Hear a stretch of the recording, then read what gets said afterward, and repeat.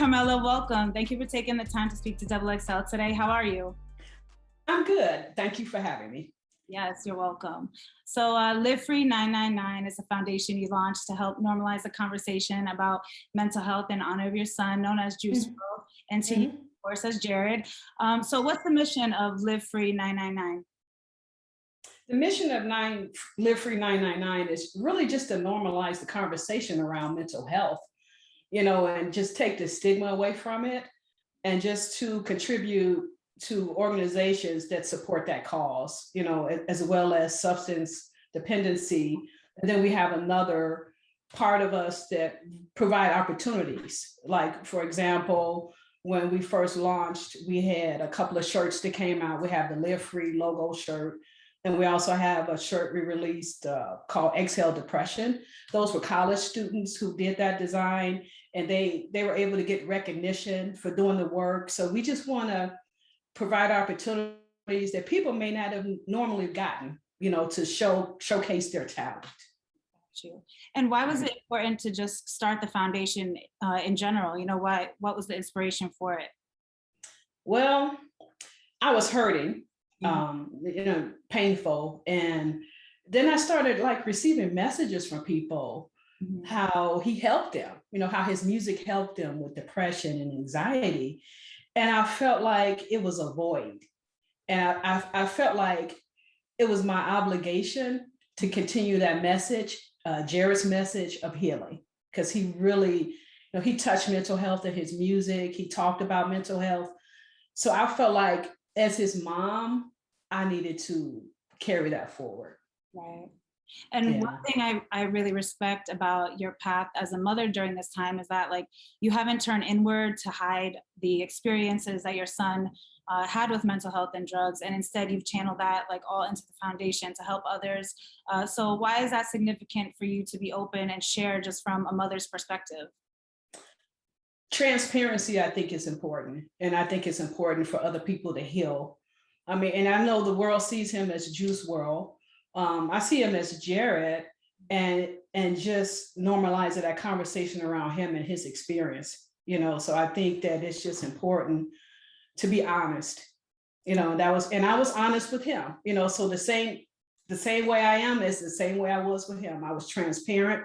We talked about drugs and his use. We talked about him getting help. So he knows that I would do something like this. He knew that, I would be the one with the mission of helping others. It's not necessarily to glorify his drug use, for lack of a better word. It's for a fact that, hey, this is real. I don't want to glorify drugs. I want you to see the outcome of it, the outcome of what can happen if you allow yourself to stay in that state. So it was important to me just to be honest and say, hey, people are hurting. How can I help people if I conceal it? It has to come out to give that message that you're not alone, because people just suffer alone. Yeah, and it's great to have a place like this foundation with the many avenues that you have available to people so that they can feel like they are not alone. So you've done some special things with the foundation so far. So what are the ways in which Live Free 999 has helped others since you've launched? Well, we have a crisis text line, which is really big. And that line is where people, it's free, it's confidential, it's 24/7, where if they need help, they have someone to talk to, where they're not being judged. I think people just need to feel comfortable about talking about themselves not being okay. And that's a good avenue.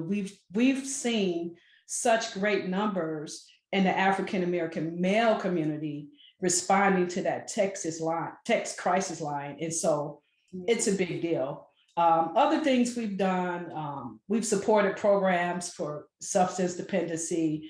We supported programs who deal with the mental health. And some of them, I think it's called A Place Called Home out in LA, where they actually have a music program, and they put together an album or something at the end. So things that kind of relate to things that Jared did. or a path that he's walked before, but also just an open door for other people to get help. And we're still growing. We still would like to touch more. We would like to be more hands-on. So in the future, I hope to see us like sponsoring events and just getting more into the lab work, not just making donations, but actually, contributing in other ways that we find best. Exactly. And so when you're supporting these other, whether they're agencies or other foundations, is it that you are just making the monetary donations to help them like get to the place where they need to help others? Yes, exactly. But that program has to line up with what we're doing. It has to meet, where it's touching mental health, where it's touching substance dependency, or where it's providing, another outlet. Because Jared, I worked full time, so he was a before and after school kid, summer camp program. I always had to find something for him. I had him in 100 Black Men for mentoring. So I always had him in something, just to keep him busy. And I just want to, support those type of organizations as well. Definitely. What are some of the grants? You do give grants too? What are some of the grants that you've given to people that have helped them in their life so far? Well, personally, I've supported a few people through recovery programs. That's just me. And we hope to do that as well with the foundation, just to provide scholarships for those who need help with substance dependency. And some of the other grants were like NAMBY, which is a mental health program. We've donated to them a place called Home. And it's a few more local places that we've dealt with. And we're about to make another donation around Jared's birthday to like 3 different organizations to help support their programs. And then we do things like, it's a local program here called Respond Now, and they provide housing assistance, clothes, and just help people to try to prevent homelessness. So they're having a big drive. They have a Christmas store that when Jared was alive, I would say, hey, we need to donate to them. And he would say, okay. And so we donated to them when he was here. And so this year I stepped it up a notch. So they wanted gift cards. So we bought like 500 gift cards to donate and to give away for Christmas. I think they're like $25 each. So just little stuff like that we could get in and help. I think we committed to helping another organization that we donate to, giving them gift cards. So it'll be those little things in between, but they're big things to the organizations to just add and to help, however we can. Right. Yeah. What a blessing, when you can share and make an impact, especially locally, in the community that you're already a part of.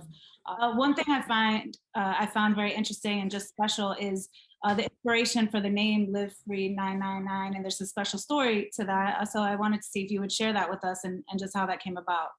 Sure. So Jay and I used to go to San Diego for his spring break throughout high school. I'll take him there, and I have a sister that lives there, so we would go and stay with her and hang out. And so we were in San Diego going on a cruise or something, one of those day cruises, dinner cruises, and he had this jacket on. And the jacket, the history was he bought it before school. He wanted to go thrift shopping for school that year, which was easy for me because it was a lot more inexpensive. And so one of the things he purchased was that jacket. And on that jacket, he painted Live Free. And so when we were on the cruise, he had his jacket on and he was like, hey, Mom, take a picture of this for me. So he posed for the picture and I took the picture. And so, after his passing, I was just going through pictures and I came across that one, Live Free. I said, he thought of the name for it. So, it was him. And, he was 999 all the way, turning the hell around. So I had to throw that on there. But actually, it came from him. I got it from him. He was my inspiration. Right. And it just carrying a message forward. Yes. So these days, why do you think it's important, for artists to do a self-check when it comes to their mental health and making that a priority? Well, I think it's not just artists. I think, really it applies to all of us.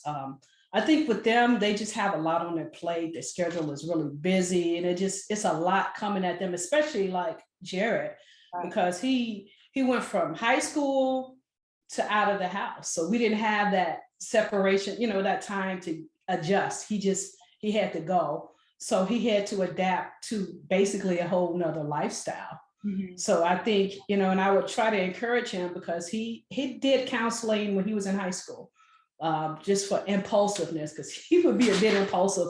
And I recommended that he do that, but, he didn't. I couldn't make him do it. But I think it's just important to take care of your mental health. I think it's important to just do those checks and say, am I okay? And just really pay attention to things that are bothering you. Pay attention to the anxiety, and just try to do something about it, and not think that this is normal. It's not normal to have to live like that, even though, they have such a busy schedule and so many demands on them in that industry, that they definitely need to just take time out and see if they're okay, and just have people around them that support that. Mhm. I was actually going to ask you about the counseling, because I had seen another interview that you had done where you openly spoke about having him speak with someone in that way. And, a lot of times I think, some parents may struggle with just noticing those type of signs. In this case, you mentioned that it was like an impulsiveness. But, what just made you think that that was the important way to go to help your son, just kind of figure out what was going on with himself? So he had a choice. So first of all, he was diagnosed with ADD.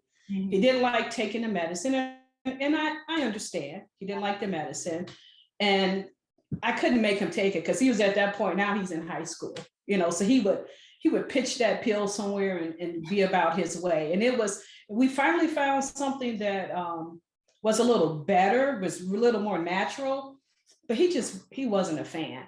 And so I gave him two choices. I said, you could either do karate or you could do counseling. And so we went to this place where we lived in Homewood for a free trial. And we pull up to the building, and it said karate for kids, and that was done. He wasn't going in there, and I wasn't making him. And so I found someone that he could relate to speak with, though, and that he felt comfortable with. He was an African American male who worked with, a lot of people in sports, and he could relate to Jared. So Jared felt comfortable, and I was comfortable with him talking with him. Oh, that's great. So we did it for at least 3 years, and a little after high school too, until he left to to do Juice World stuff. But he definitely was going to counseling regularly. And that's a significant amount of time. Do you think that also just helped him on a personal level to express himself with his feelings, but also within his own music? I think so. Mm-hmm. I think it was a big contributor to that. Jared was always a talker. He never had a problem with his words, but I think it helped him get more in touch with his feelings, and I think it definitely did help him express himself through his music. I'm sure Yeah. putting, the energy that you have into the Live Free 999 Foundation has been cathartic in a way, and has helped in your process of healing since Drew's passing. How are you doing, personally, just in how you're feeling on a personal level? The wound will always be there. I think about him every day. And it's not all sad, because he was funny, so I have a lot of funny memories of silly stuff that he did. But it's sad, and the sad part is that it was preventable. That's a part that I think gets me the most. But I just try to just stay busy. I'm involved with the foundation, still with his music brand, and then our other project that we have going on. So I just try to stay busy. And then I'm going to be going away probably the first of the year to just like some one-on-one personal counseling, grief counseling, just to help, because I speak it, I have to live it. You know what I mean? Yeah. Definitely. And it's always great to I'm sure you have all this energy just even from other people, that they're sharing with you the stories that how your son has impacted Mm-hmm. and others. So a lot of times, you take on a lot. We don't realize that from other people. So it's great to have that opportunity to also expel that out and just speak to somebody. So I'm happy for you with that. That's awesome. Thank you. Yeah, Thank you. so you mentioned some of the ways, you're just staying busy. Is there anything else that you're doing, whether it's meditation or, you just like to read, something that may help, other moms that you may feel like are in a similar situation with some advice? Definitely meditate. I'm a Christian, so I read the Bible, and it just it gives me peace. Definitely. I just find ways, and sometimes it's just going to be uncomfortable. Sometimes, and it could just be anything that may trigger that. But sometimes I'm just going to feel sad. And I just have to just be okay with how I'm feeling, not, to say, I'm really feeling sad today, or I missed him. Like we had a family gathering, like we used to do, usually do with our extended family for birthdays and things.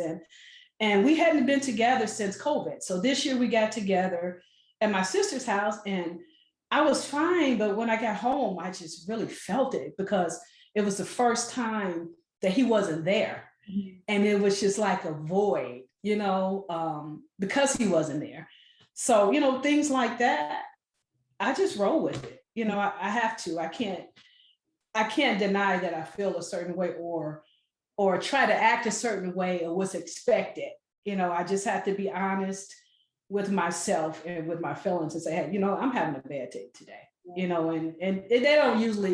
they're not as bad as they were. But like I said, that one triggered something, because it wasn't a norm. He was the one there, and he's the youngest of his cousins, and everyone else. So he definitely brought joy, sure. and laughter to some of our gatherings. Yeah. That energy, yeah, and that saying, it's okay not to be okay.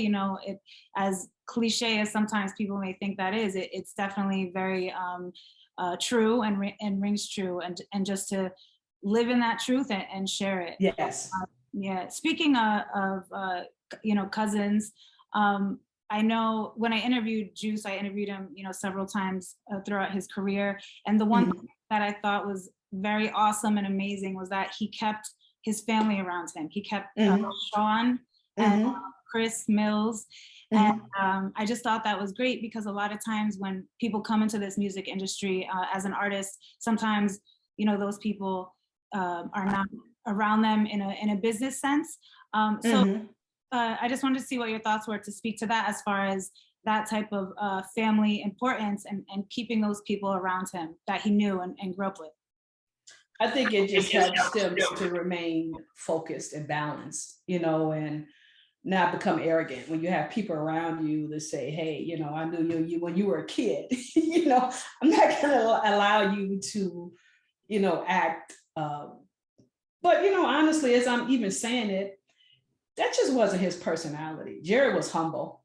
Right. He didn't get caught up in stardom. And I remember telling him when he was first getting started, I said, people are going to worship you, but don't get caught up into that. Yeah. And he stayed true to himself. He stayed humble and very kind. He was just a very kind person. And so having that support around to keep you grounded and level, I think it's really good. I think it, because there's so many things in that industry that aren't real. Yeah. That, having that solid foundation that, and he knew he could call me anytime, and sometimes he did, but he knew he could call me anytime, and, I would be there. And I was really blessed to be able to stop working my regular job in that last year of his life. Like I started like in January, and just to travel with him and to spend time with him. He was so happy when I was there. He was just always happy to see me, never wanted me to leave. And then I would end up staying a couple more days. Change of flights, always. Yeah, so it was a blessing. I think it's a necessity, really. No, definitely. I always, when I see that with certain artists, I always respect that because, of course, family is important, but to bring them along for the journey, but like you said, to keep you grounded as well, it really helps, just to, with the elevation of a person, Yes, definitely. yes, yes. Aside from the foundation, what are some of the other ways that you are just involved in keeping your son's legacy going strong? I think the foundation is the biggest thing, and then I'm building a brewery in our old neighborhood in his honor. So that as well, because Homewood was special to us. I moved there because he wanted to go to the high school. So I bought a house there. It was coming off of like a hard time financially, that I just kept working and working hard, where I could provide for him a home in a nice community with a nice high school that he loved. So it was special. Our time there was special. He loved it. And so I just felt like I wanted to give back to the community and serve and honor him because he loved it so much. So those things really just, they keep me busy. No, that's great. Juice's fans, of course, they know him as the artist who had an exceptional talent, but first and foremost, you know him as your son, Jared. So, when was the first time that you realized, that he had a gift with music, even before he told you, this is something that he wanted to make as a career? I would say when he was taking piano lessons, because he would just memorize the songs. The instructor, he could read music, but he wouldn't. I mean, he would read it once and then he would just start playing the songs. And then, as he grew, you just see him, picking up songs. He picked up the guitar and he was teaching himself actually. And then I'm like, well, maybe you should do lessons for that too.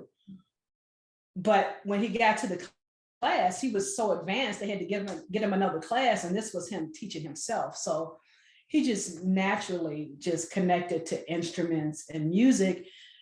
And when he was like in third grade, I'm glad he doesn't hear me talking about this.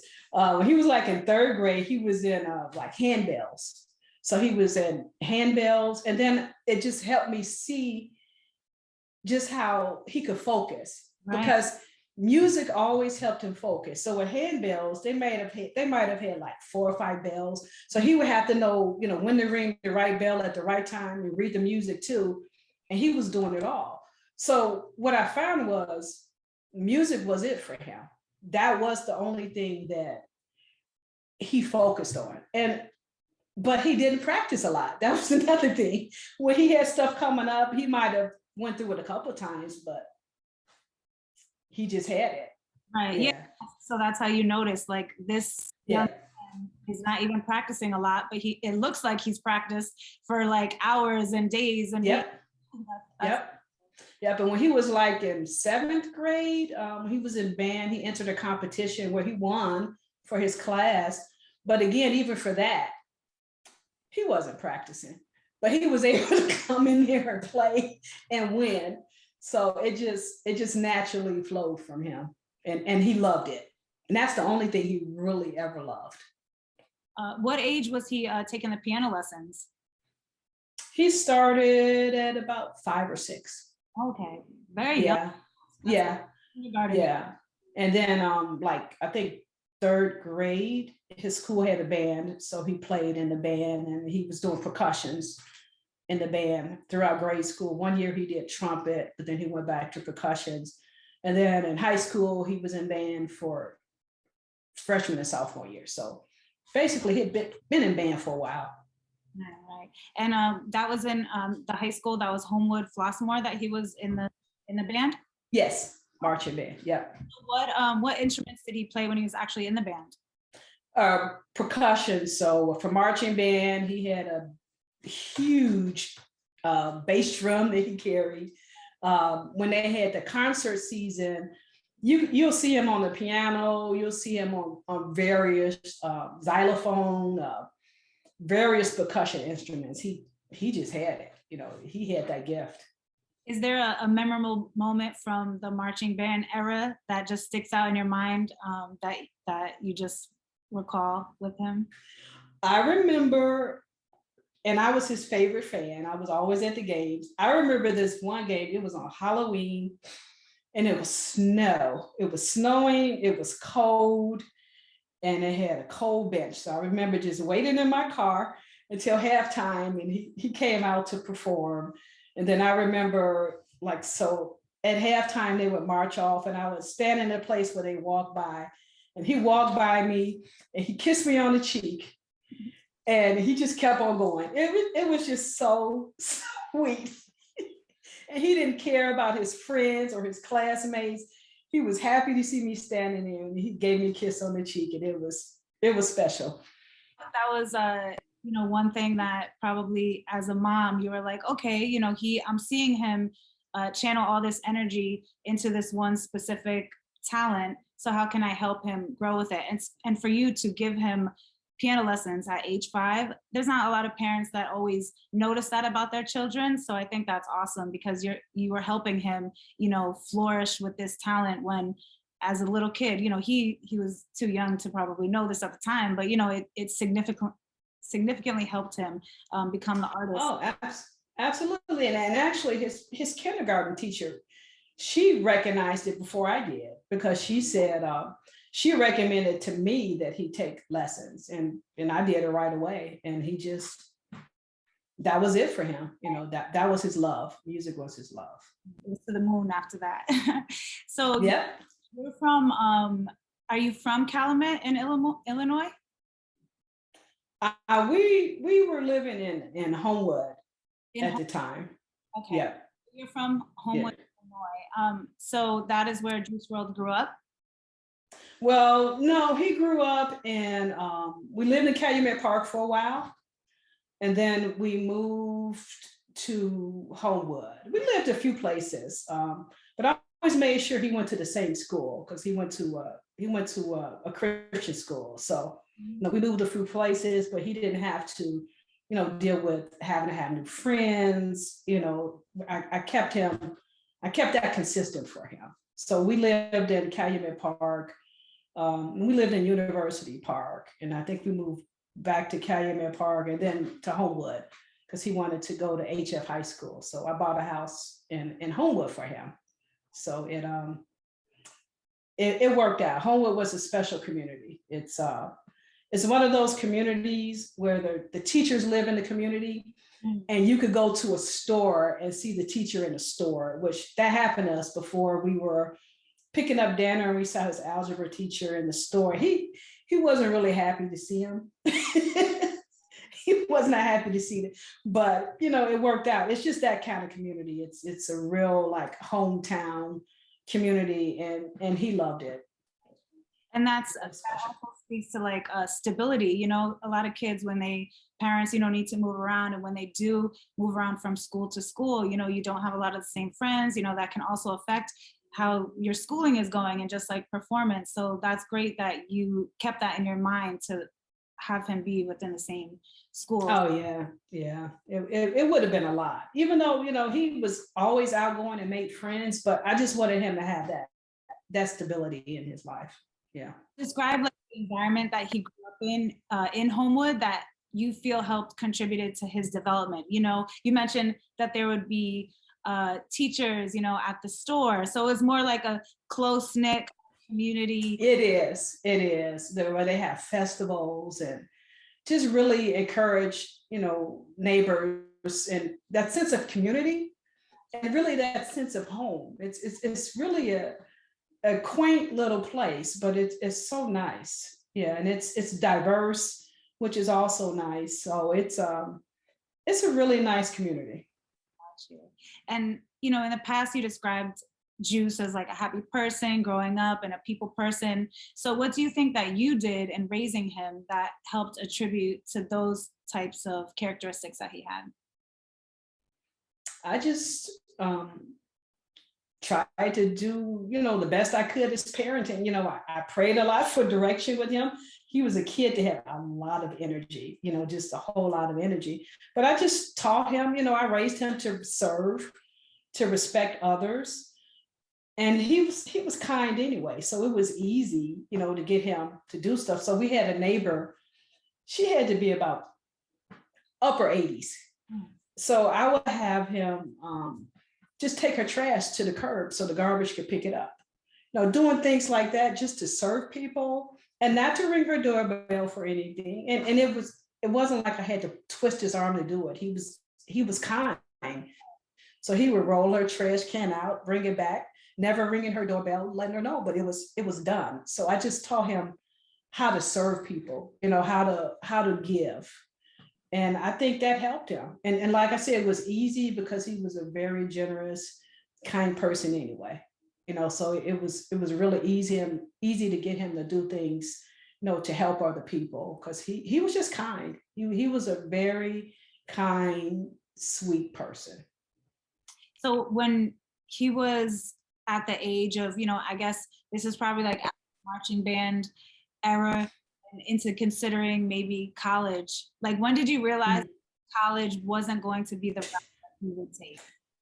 So senior year, we're visiting a few schools, and it was one we visited, Columbia College in Chicago, which is a music arts kind of school. And so my son and I took him, and my son and I were more excited about him, than him. He's like, yeah, whatever. It just wasn't him. He wasn't a fan of school, even though he was really smart. School it just wasn't for him. And so then I saw him perform at someone's talent show. And I saw, not a talent show, birthday party. And I just saw him, and he just had this energy, and it was just a passion that he showed.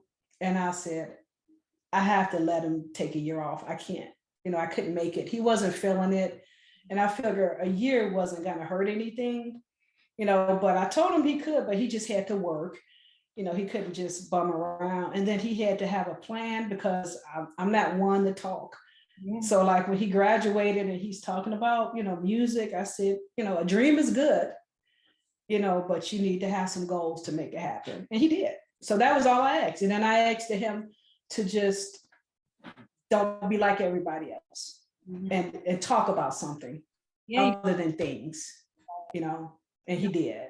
Behind it, definitely. Yeah. And he did. Yeah, he did. So when was the first time that you realized like the action that he did put into it was really working to his benefit?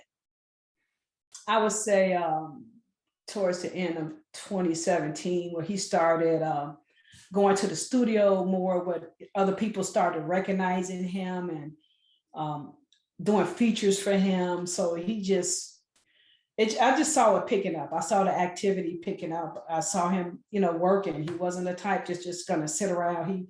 He really worked towards it, and that was all I asked. Just work for it and try. And he did. For sure. A lot of the music, as we were talking about before, he put his feelings in it, and maybe some of those things you may not have even known, because all of us, like when we think about our parents, like, are we telling them every single thing? We may not even tell friends every single thing, but his music seemed to be that place where he just like let everything out. In one of his songs, Fast, his lyrics are, I don't try to be mean on purpose, I promise. My mama taught me better than that, I'll be honest. I blame it on the drugs and this life I'm involved in. So the first part of those lyrics, I just wanted to talk to you a little bit about. My mama taught me better than that, which I think is great, because it first of all shows, your parenting style and skills that he respected. But when you hear lyrics like that, how does that make you feel as a mom? It's like, okay, he was listening. Honestly, yeah, because, I try, as parents, we do our best. We make mistakes sometimes. I always own my mistakes. And yeah, I'm like, okay, he gets it. And he did, because he was respectful and kind by nature, so yeah, that means he listened. And that's like one of his most popular songs. So there's a lot of people singing that exact line, to the world. Respect to the moms out there. So, the latter part of those lyrics, I blame it on the drugs and this life I'm involved in. When is a time or a moment when you realized that he was having the issues with drugs in his life and starting to self-medicate? Through his music. Yep, through what he was putting out, and then I just started talking to him about it, you know, and it was a challenge to talk to him because you know, he's not living at home anymore. He's an adult, so you know, he's responsible for the decisions. But I came to him in a way that was you know, more compassionate, because we always talked, you know, we and I am not naive to think that he told me everything. I know he didn't tell me everything, you know, they're not supposed to. But some things he would tell me I really didn't want to hear, but he would share with, you know, he would share with me, and I would listen. So I think that it's that was his reality. You know, that was the drugs. Yeah, and just the conversation about, you know, the drugs, and that was a hard one, really, you know, because like I told him my biggest fear was him dying from the stuff, you know, so he knew how I felt about it. He promised me he was going to get help, and I think he was going to do it. You know, I think he had a date set to go in, just ran out of time, really. You know, I think that's really what it was. But yeah, it's painful to hear as a mother, you know, to hear, especially when it's nothing you could do. You know, it was nothing I could do about that, but just talk to him, and in a respectful way, not in a judgy way, you know, but compassionately, to let him know, hey, you know, it can't get better. You know, you need to do something about this. So we talked about it a lot, but not to the point where it's like, oh God, here she comes again. Right. No, I didn't want that. So it had, you know, I had to have a balance with it, and not just hammer him every time I saw him about when you're going to get clean, you know, but just talking to him about my fears, like a mother to a son, and not as one that's, you know, passing judgment on him. Definitely. And that's, you know, sometimes when people do that, you know, that's when they shut down. When Exactly. start to judge, and then they don't feel like they can, you know, come to you as a parent, or whether that is a friend, but especially as a parent. So that's great that, you know, you led with love first, you know, and not Yes. just, Yes. and one thing that you had shared in the past, and I don't know if this is specifically about these instances, or if it's like, you know, when he was a little kid, and you're like, you know, you're better than that. I know you're better Oh yes. behavior you're demonstrating, but I feel like even if that was when he was a kid, you know, that probably he always thought and kept that probably in the back of his mind as well, that you were a person like, okay, I can go to my mom to talk about things. It may be a little bit difficult, but I know she's not going to like be very harsh or turn her back on me. No. Yeah, that's true. And I would tell him that as he was growing up, you know, you're better than the behavior, because I always just tried to separate him from that, just so he could see that that's not you. You know, that doesn't have to be you.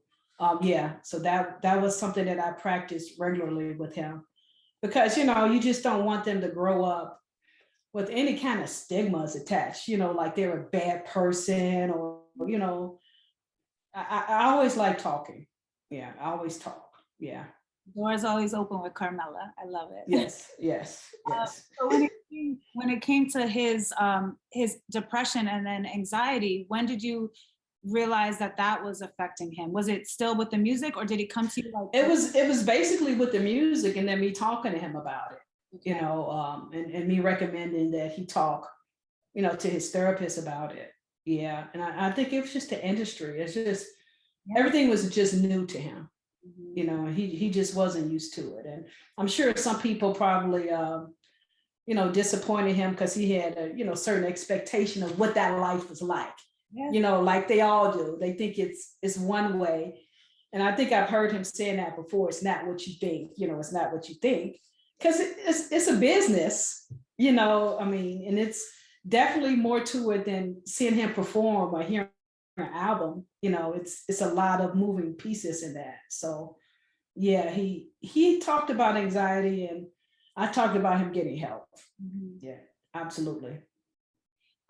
Did did he confide in you when he had issues like that, after you started to hear his music? Like, so when was that kind of like the connection? You heard the music, and then you wanted to talk to him about it, or did he come on his own to you?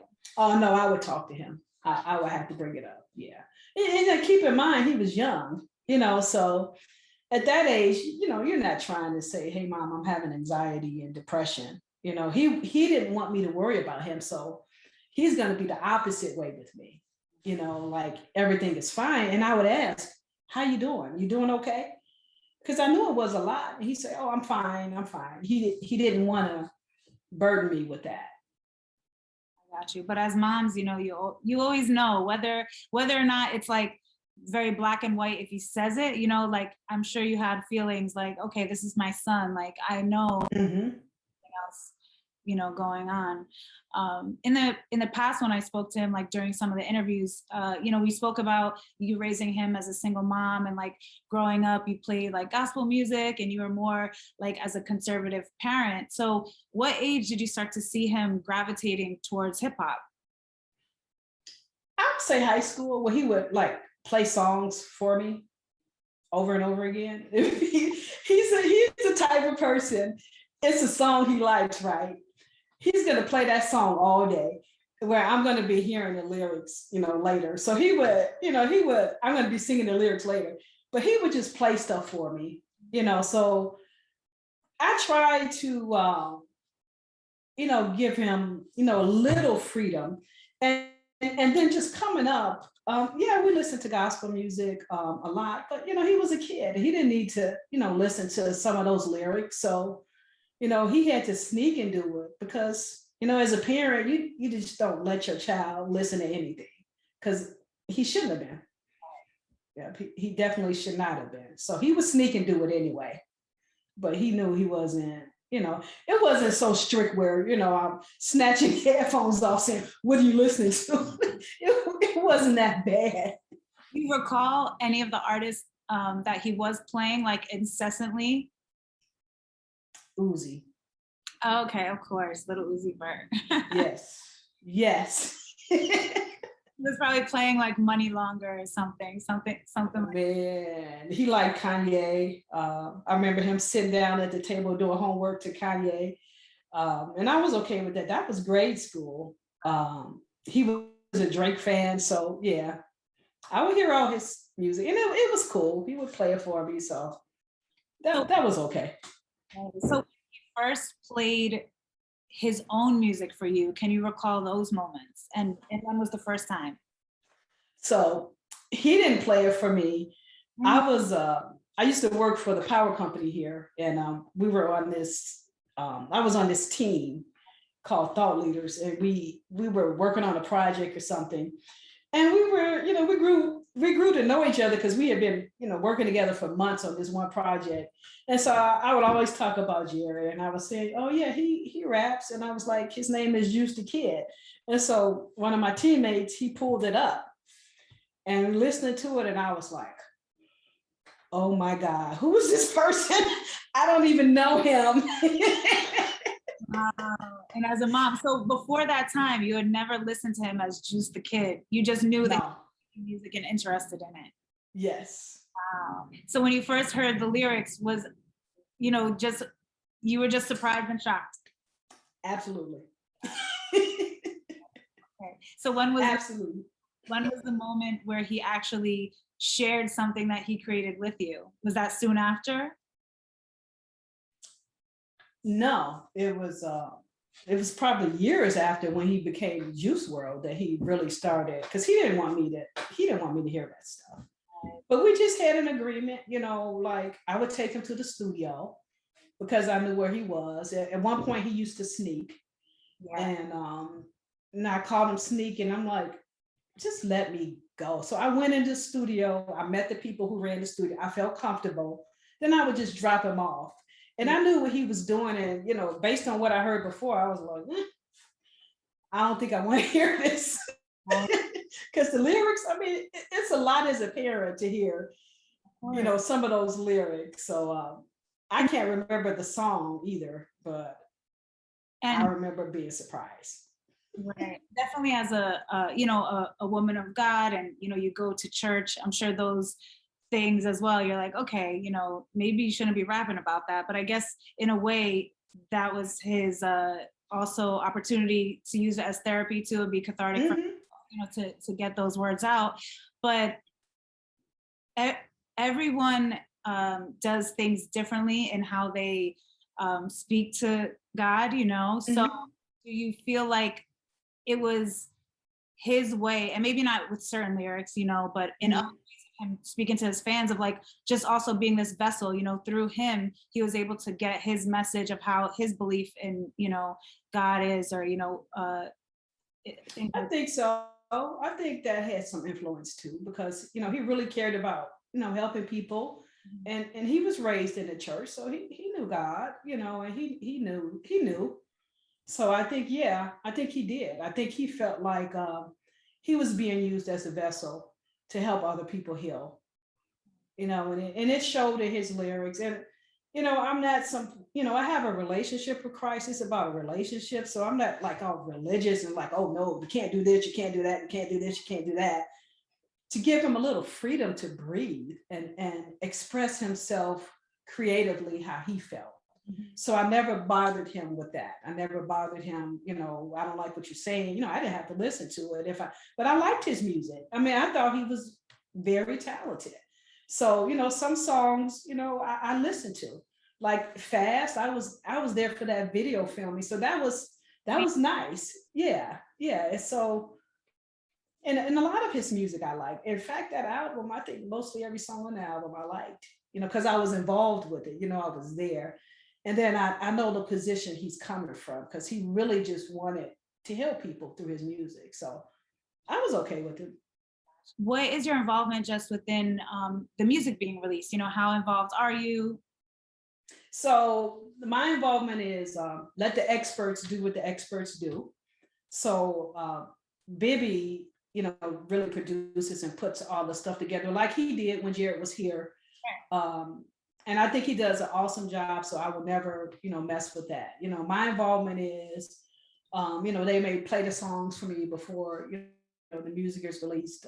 Like the last album, I remember just sitting down on my deck, just listening, to every song. Um, To Legends Never Die. Yes, yes. I just remember.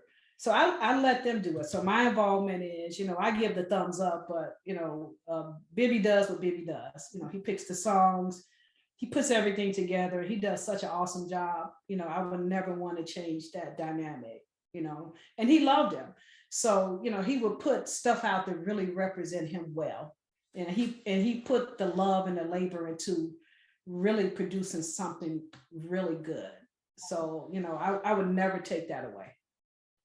And that's great that you have, you know, that respect for Bibby, because, you know, when you see certain posthumous albums from other deceased rappers' estates come out, and, you know, it can be whether it's the record label and then you have the estate, which, you know, different entities, and maybe they don't always connect. So I feel like that's awesome because it also shows like a synergy. And I feel like that also Yes. with how the music gets put out there, and like, is it true to Juice's sound? You know, would this have been something? Of course he's not here to say exactly what he would have wanted, but the whole goal is I'm sure to keep his legacy going like consistently, you know, and Yes. that he would have made for sure. Much of Juice's music, even when he was here, has gotten leaked.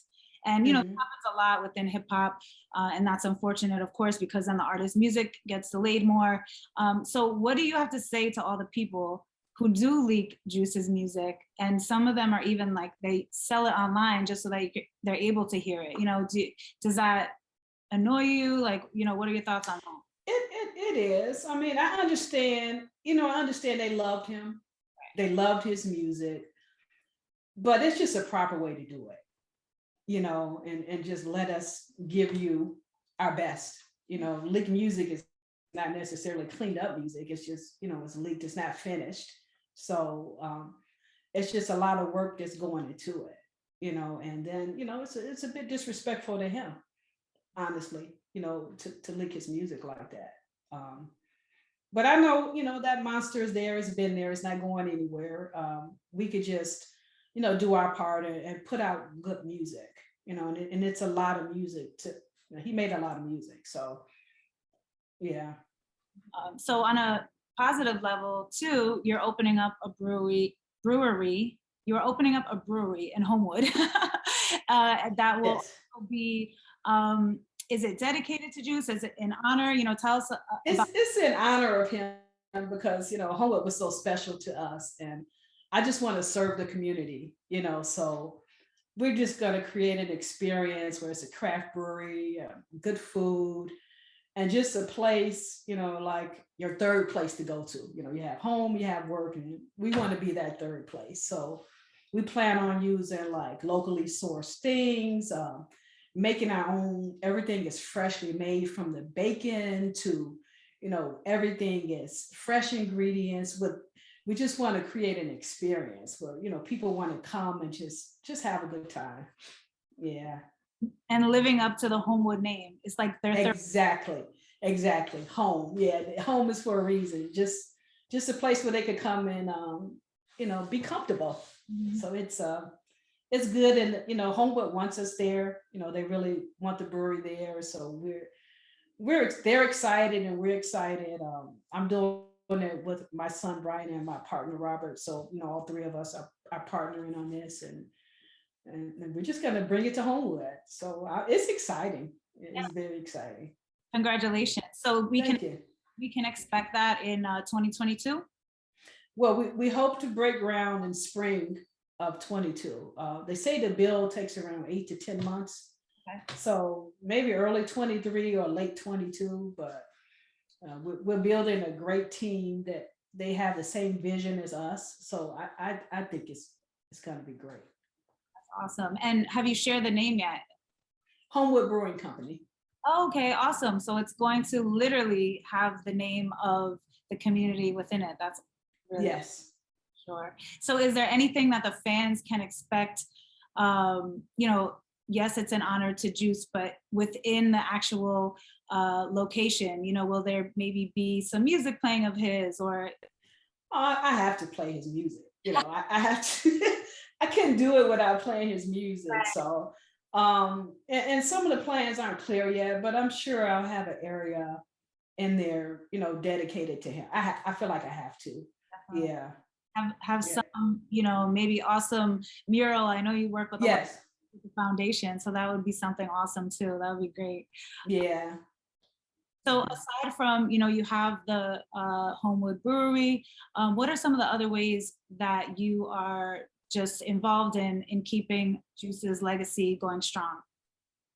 I would say the giving, through the foundation, and just, helping people feel like they're not alone, and not keeping that conversation going. So mostly the foundation, because we're using that as an avenue, and then we're planning some other things to involve more people, because I like to talk. I like to talk about stuff and talk stuff out. So I like for us to keep the conversation going with people struggling mentally or with substances. I like to.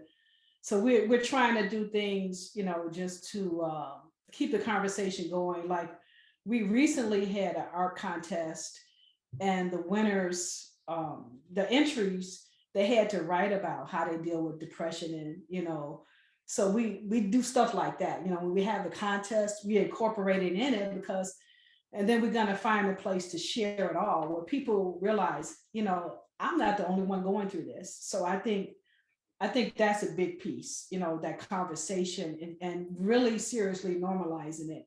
And we do it like that through the contest, stuff like that, just to keep them talking and talking to each other. Not necessarily from me, from our perspective, but from someone in their own age, that they could say, hey, if they overcame it, I can overcome it. They're going through it. I'm not alone. So that's our plan, and that's what we like to do. And that's what I'm going to continue to do more, just to keep that talk going. And building more of the Live Free 999 community, definitely. Yes. I just have a few more questions. Sure. Thank you so much for staying on. Oh, no problem. You've had. So I'm sure, Juice's fans would love to know this. What is your favorite Juice WRLD song? Okay, so I have a bunch. Okay, so as you should, he has so many. Right. But just like off of that last album, I like Flaws and Sins. I liked Fast. I like Hear Me Calling. I think I like that whole album. And then of course, like his first one, I love Lucid Dreams because I was a huge Sting fan.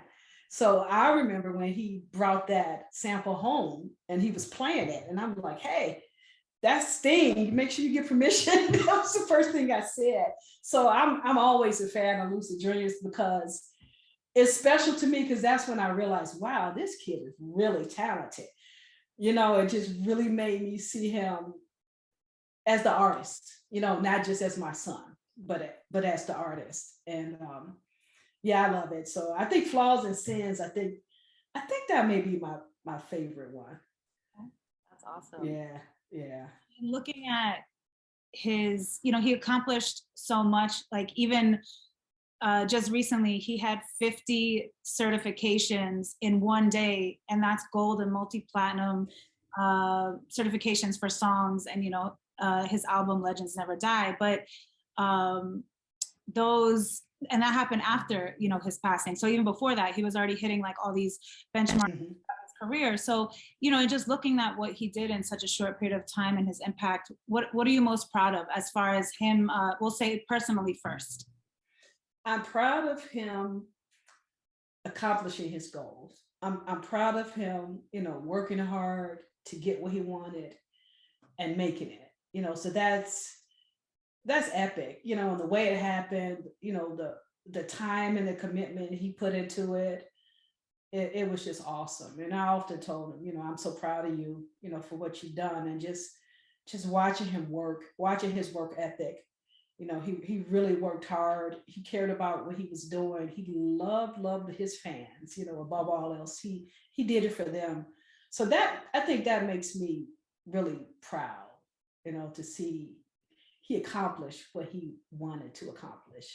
Because that's special. Right, definitely. Because a lot of people, they have the dream, like we were talking about earlier, Mm-hmm. don't put the action to it, and this lost potential. So when Mm-hmm. combine both of those things, amazing magic can be made, and that's what we have seen with someone like him within his career.